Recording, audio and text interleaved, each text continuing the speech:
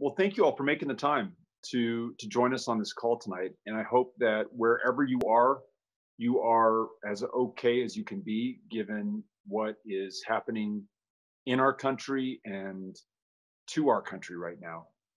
Here in Texas, for those of you not in Texas, you've probably read or seen the news. We are seeing a significant outbreak of COVID, totally preventable if the governor had listened to the science and the facts and the public health experts, and totally predictable when he did not.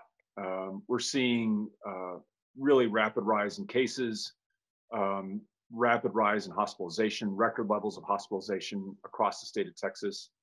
In Houston at the Texas Medical Center, you have every one of the base ICU beds now occupied by COVID patients, and they expect their surge capacity to be consumed within the next week or so.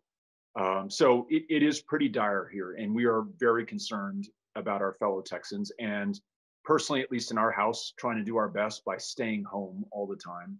And when we leave, wearing a mask and only leaving when we have to leave. And we're very fortunate that we don't have to leave. We're not none of us are frontline workers in this house, although my sister is an ER nurse at a local hospital. And we're very grateful for those who are on the front lines right now. And in honor of their service to all of us in this country, we want to make sure that we do the right thing and stay at home. But if the importance of this moment and the election that will decide the future of this country needed to be underscored any further, then what is happening in Texas certainly has done that. We desperately need new leadership in this country and in this state. Beyond the pandemic, you have the greatest economic contraction and rise in joblessness since the Great Depression. I think twice as many Texans filed for unemployment in the first 2 months of this pandemic as did in all of 2019. And then you have the president, and frankly, those who have enabled him and embedded his behavior here in Texas, our governor, lieutenant governor, the majority in the state legislature, the attorney general, further polarizing an already divided country and further suppressing the turnout of voters at a time that we have a singular ahistorical election in this country. I was lucky enough to be on a Zoom call earlier with one of the great Texan troubadours, Robert Earl Keen, and he rightfully compared the election in 2020 to the one that took place in 1860. Very defining and very decisive in terms of our fortunes and our fate and the future for this country, which is at the end of the day what this is all about. So you're joining this call.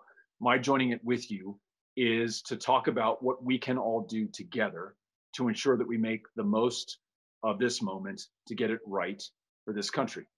And our organization, which we started at the end of last year here in Texas, Powered by People, seeks to make the most of the volunteers, many of whom are on this call, who have been at the very heart of every campaign that I've been a part of.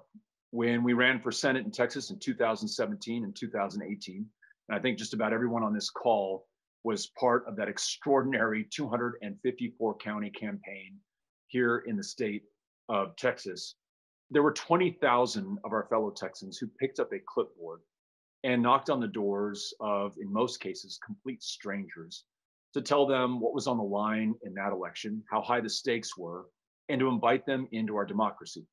Democrats, independents, and Republicans as well. At the end of the day, we won more votes than any Democrat had ever won in the history of the state of Texas. 500,000 Republicans who voted for Greg Abbott on the same ballot voted for me for US Senator. We won independents decisively. Young voters turned out in record numbers, a 500% increase over the last midterm election. And what produced that? I mean, I'd like to think it was the candidate, but it really wasn't, if I'm honest with myself. It was all the people who comprised the campaign, all of those volunteers from every one of those 254 counties who put themselves out there, not for me, but for this state and for our country. And so we thought at the end of last year, knowing the task we had in common as Americans, those of us in Texans, in terms of making sure that we won these elections in November.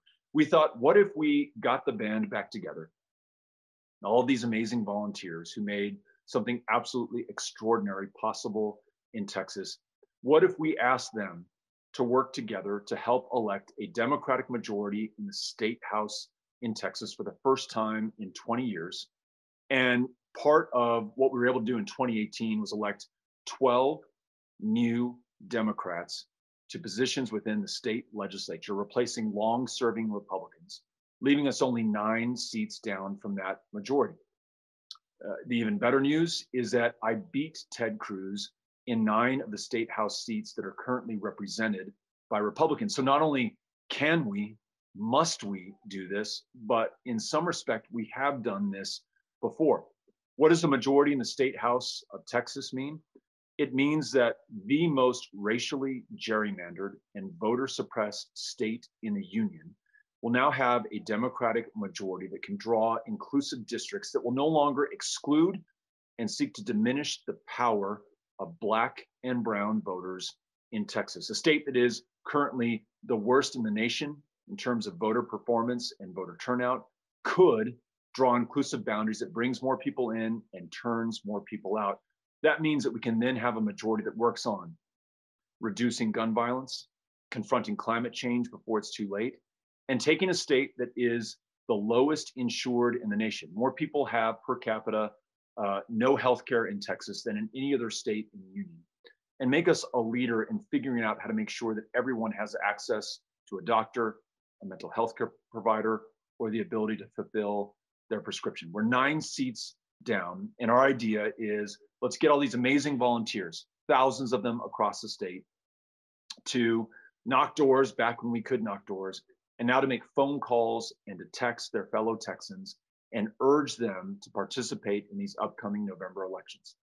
In addition, if we organize on a true statewide basis, helping all these state house candidates win their individual seats, we also lay the groundwork to help candidates from the courthouse to the state house to the White House to be successful in their races. And that means that the 38 electoral college votes in Texas that were last awarded to a Democratic nominee in 1976 could be won by Joe Biden in November and denied to Donald Trump, so that the election is unambiguous, unexploitable, incredibly decisive, and we turn the page and begin a new chapter in this country. That's how powerful Texas is in terms of the role that we can play in November in these very important elections, the most important elections of our lives. That's what Powered by People seeks to do. And I'll tell you very briefly how we propose, and in fact, how we are doing it right now. These volunteers that I mentioned, more than 20,000 who worked on our campaigns in 2017 and 2018, we initially had them, or asked them to, and they responded, knock on doors for these state house candidates. In one district alone, I think we knocked on 41,000 doors, person to person, eyeball to eyeball, human being to human being. In this deeply divided, digital, distracted age, there was an interaction that no one would ever forget. It transcends everything else that you hate about politics right now. It's as old as democracy itself.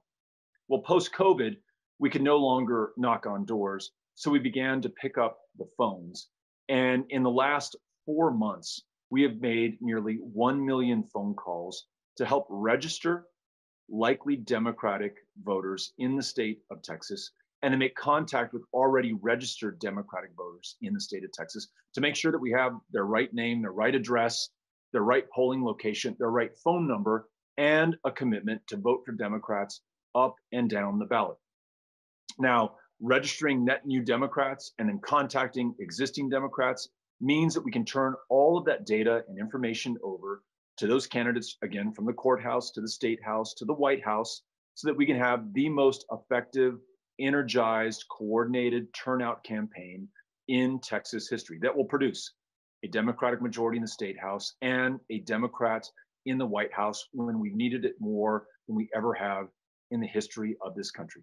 That's what Powered by People does. And the donations that we accept from you and others who have supported our work allow us to raise mobilize, and deploy those volunteers who are so critical for us to meet our mission of helping to elect these Democrats on all levels of the ballot. So that is a little bit about what Powered by People does. Kate, in a minute, is going to facilitate any questions or comments or suggestions or advice that you might have for us and what we're trying to do here in Texas. But the reason that we reached out to you in the first place is because you have been supportive of us in the past. We wanted you to know what we are working on right now, why it is important to Texas, and then why it is important beyond the borders of our state. I really believe that what happens on November 3rd will define what is possible for this country going forward. Last point that I want to make in this moment where we are tempted to despair because there's so much to be angry and frustrated and saddened by. I mentioned the pandemic, the economic contraction, the polarizing lack of leadership from our president, and then what we've all witnessed within the last few weeks, the very public murders of Breonna Taylor and George Floyd, and Ahmaud Arbery, adding to what we know is a systemically, foundationally racist country. In the midst of all that, so many people have turned that anger and frustration into action. They have not succumbed to the temptation to despair. They've joined our phone call. So the first voter registration virtual phone bank that we had, about 200 people showed up. The next one, a little over 300. The next week, a little over 500. And the last one we had, 822 people joined us on a Zoom call just like this. And then for 2.5 hours, made phone calls to the people here in Texas to make sure they were registered to vote. Nearly 200,000 phone calls just on that one night. So I want to tell you that in the face of the greatest odds that we've ever faced, at least in our lifetimes, people are stepping up to the challenge and they're joining this cause and they're making those phone calls and they're enlisting the help of our fellow Texans at this defining, decisive moment. So would love to have your help in this as well. Would love for you to consider joining us on one of these phone banks and making a donation to support these phone banks.